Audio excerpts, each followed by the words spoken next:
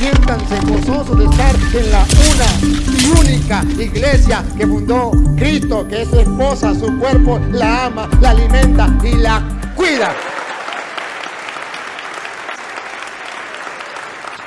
¿Y cuánto daño se hace, no? Cuando usted no respeta ni valora ni ayuda a los sacerdotes, porque son seres humanos, igual como todos nosotros, Hebreos a llevar 5. ese ministerio. Hebreos 5:1. En Hebreos 5:1 está expresado la respuesta a su interrogante, que precisamente hoy día los cristianos, por lo que es los medios de comunicación y el mundo en que estamos viviendo, ya están como, igual que los demás, propensos a juzgar, a señalar al sacerdote para excusarse y decir, no voy al sacerdote porque el sacerdote es un pecador igual que yo. Claro, la propaganda que hacen los protestantes, la propaganda que hacen los medios, los ateos y todo eso en contra de los sacerdotes, en contra de la iglesia, pues ya está resonando tristemente entre los cristianos. Entonces, ¿qué pasa? Que al resonar, ya muchos dicen, pues sí, es un pecador igual que yo, y sí, ¿verdad? El cura tiene defectos, el cura tiene pecado, y saca todas las excusas. Pero ahí está la palabra de Dios, que dice que efectivamente sí, pero ¿qué tenemos que ver? Los creyentes, los defectos del sacerdote, los pecados del sacerdote, o la gracia, regalo, don, ministerio que Dios le ha dado al sacerdote para salvar al pueblo. Escúchelo. Porque todo sumo sacerdote es tomado de entre los hombres. Primera enseñanza, es un hombre. No venga a decir que es un ángel, no, es un hombre. Es tomado entre los hombres. Ahora, mire el ministerio. Mire el ministerio grande, la tarea. Mire la gracia, el don, el regalo de Dios. Es tomado entre los hombres. ¿Para qué? Y está constituido. Ahí está. ¿Constituido para qué? En favor de los hombres. Entonces yo no tengo que mirar sus pecados, sino que ha sido constituido por Dios en favor, me está haciendo un favor a mí que me importa lo demás, en favor de los hombres. Yo tengo que mirar el favor, la gracia, el regalo que yo recibo en el sacerdote. En favor de los hombres. En lo que se refiere a Dios. Eso sí, en lo que se refiere a Dios. Ya lo otro pues es un humano como cualquiera, pero en cuanto se refiere a Dios, él tiene un ministerio. Y escúchela, las dos cosas importantes del sacerdote, las dos. Para ofrecer dones. Dones, la Eucaristía. Y sacrificios por los pecados. La confesión. Entonces, dones y sacrificios por los pecados. Dos cosas muy importantes. Aquí está lo que es la Eucaristía y lo que es la confesión. Eso es lo que Dios le encargó a él. Entonces yo tengo que saber que el sacerdote está colocado por Dios precisamente para ofrecer dones y sacrificios por los pecados. Tarea de Cristo, se llama Jesús, porque Él vino a salvar al pueblo de sus pecados. Somos embajadores, es como si Dios mismo actuara por medio de nosotros. Él nos ha dejado el ministerio de reconciliación, a que ustedes perdonen los pecados, le quedan perdonados. Somos los siervos que le vamos a poner el vestido a los demás, que Dios nos ha dejado. Bueno, esa tarea, eso es lo que yo tengo que ver, eso es lo que yo tengo que buscar. Ahora, la Biblia dice, pero no es, no es que los evangélicos descubrieron América, es que el cura es un pecador, ahí sí descubrieron América, no, está escrito. No vaya para el médico porque los médicos también se enferman. Lo mismo. Es capaz de comprender a ignorantes. Escuche esto tan lindo. Escuche esto tan lindo. Dios permite que el sacerdote sea un pecador. Según la Biblia. Para que lo pueda entender. Repítalo. Como San Agustín, como San Pablo, para empezar. Repítalo. Es capaz de comprender a ignorantes y extraviados, porque está también él envuelto en flaqueza. Listo. Entonces aquí no dice otra cosa. Aquí dice que está envuelto en flaqueza. ¿Tenemos que juzgarlo y condenarlo? No. Tenemos que ver qué es lo que Dios dejó en sus manos y qué me beneficia a mí. Dios me dejó unos beneficios y yo tengo que beneficiarme, aprovechar. Ahí sí tengo que ser un aprovechado. Aprovecharme del sacerdote, de lo que Dios le ha dejado, de las gracias, de los dones que Dios le ha dejado. Y escuche.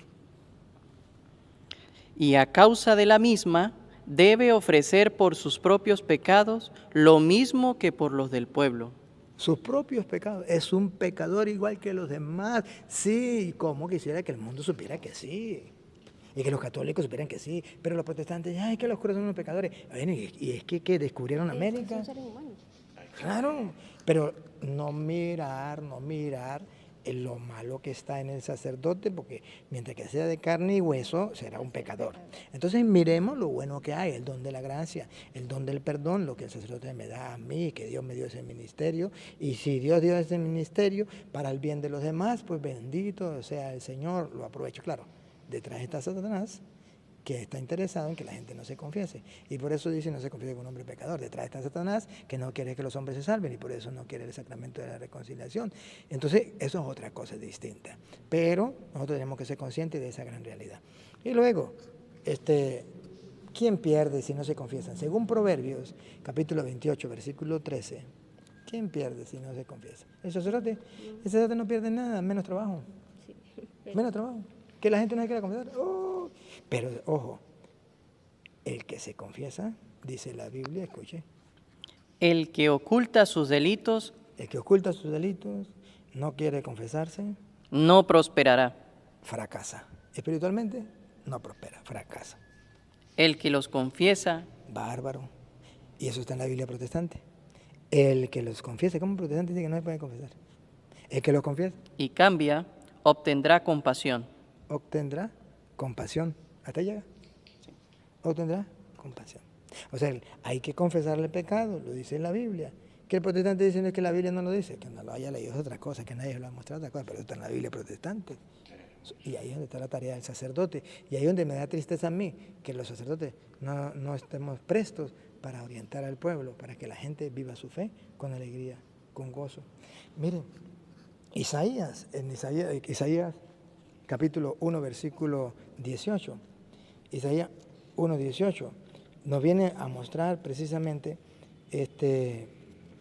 lo que es la misericordia de Dios, lo que es el perdón de Dios, lo que estamos buscando ahorita con, ¿cómo es esa? La indulgencia plenaria. Isaías lo refleja, 1:18. Venid pues y dispuestos, decid Yahvé, así fueren vuestros pecados como... venid pues y dispuestos, dice Yahvé, así fueren vuestros pecados como la grana, como la nieve blanquearán. Y si fueren rojos como el carmesí, ¿cuál lana quedará? ¿Qué más quiere? Entonces es lo que llama indulgencia plenaria. Aunque sus pecados sean rojitos, quedará blanco como la nieve. ¿Qué más quiere? No se llama plenitud, plenaria, viene de plenitud. Donde usted y yo estamos seguros, lo del ladrón, hoy mismo estará conmigo en el paraíso. Seguro de que vamos al cielo. Entonces algunas personas dicen, no, pero es que una persona, si se confiesa bien, y si se confiesa bien no va al cielo, tiene que pagar el precio, el vaso que está roto, que rompió, tiene que pagarlo, que no sé qué, se le perdona, pero tiene que pagar. No, eso no es enseñanza ni de la Biblia ni de la iglesia. La enseñanza de la iglesia es que la persona tiene que arrepentirse, reconocer su pecado y confesar su pecado, y Dios le perdona totalmente, completamente su pecado. Pero no va a pagar, ya pagó Cristo. Él pagó por nuestros pecados. Nosotros no tenemos nada que pagar. Entonces, ¿por qué la iglesia manda una penitencia? La penitencia es porque Jesucristo, cuando curó a los leprosos, uno solo regresó. Y Jesús le dijo, ¿y los otros qué pasó? Uno solo viene a dar gracias. Entonces la penitencia es, no me voy para la casa sin darle gracias. Pero la penitencia no es para pagar el precio.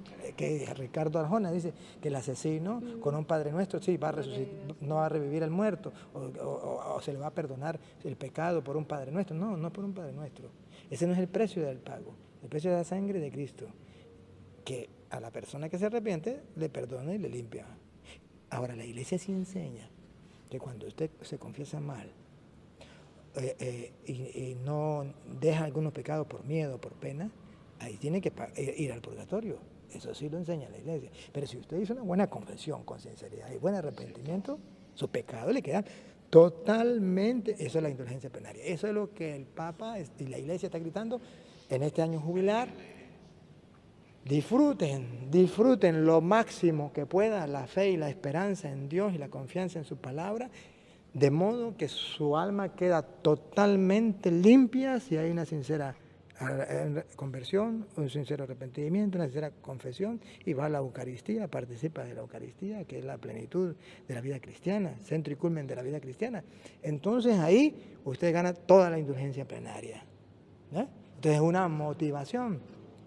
Y la iglesia motiva a los suyos para que no se queden dormidos, para que no se queden en la suciedad, para que se levanten del lodo, para que se levanten de la porquería. Eso es lo que estamos haciendo en este tiempo de gracia, del jubileo.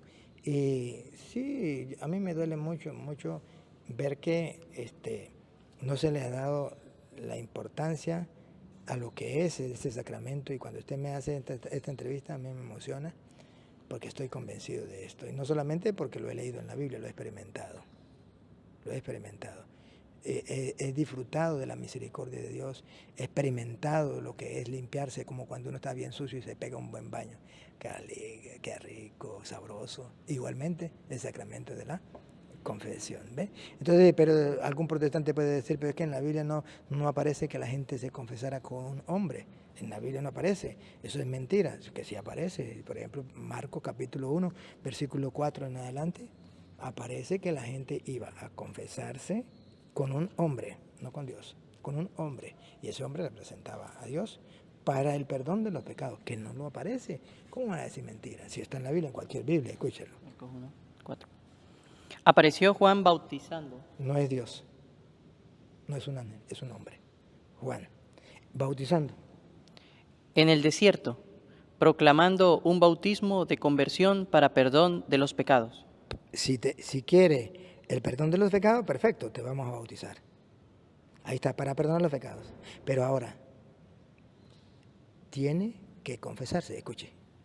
Acudían a él gente de toda la región de Judea y todos los de Jerusalén, y eran bautizados por él en el río Jordán, confesando sus pecados. Listo. Aquí digan lo que quiera, pataleen, griten, insulten, maldigan, lo que sea. Pero aquí están las pruebas recientes, claras, de que con un hombre se confesaban para el perdón de los pecados. Digan lo contrario, bueno, por eso no se llaman protestantes, porque protestan, a pesar de que está escrito en su Biblia, a pesar de que se le puede mostrar, protestan. Me están viendo por las redes sociales. Agarren la Biblia. Si no está en la Biblia, no me crean. Ahora pregunten quién es el mentiroso. Su pastor que dice, en la Biblia no aparece que uno tenía que confesarse con un hombre pecador igual que uno. Que no aparece, no, que no le quiere mostrar a ustedes. Y que ustedes están ciegos y no quieren abrir los ojos. Eso es otra cosa. Y me perdonan, pero tenemos que ser claros al pan pan. Al vino viene. Si tienen otra preguntita o otra cosita, quiere comentar. Ya teniendo clara el significado y la importancia de la confesión, ¿cómo hacer una buena confesión? ¿Cómo hacer ese examen de conciencia que es el que nos ayuda a ir al sacramento? A mí, Luis Eduardo Jaime Estoro, a mí, me ha servido y me ayuda mirando lo que dice la Biblia. Agarrar San Mateo, capítulo 5, del versículo 27 en adelante. No lo vamos a leer porque es muy largo. Del 27 en adelante, del capítulo 5. Ahí hay un examen, hacer el examen de conciencia. Lo pueden leer, si quiere, hasta el capítulo 12, hasta el capítulo 13. El 12, todo el 12 también pueden. Lo pueden leer.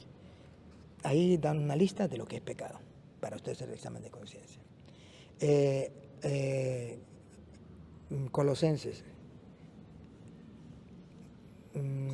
Colosenses capítulo 3, del versículo 5 en adelante.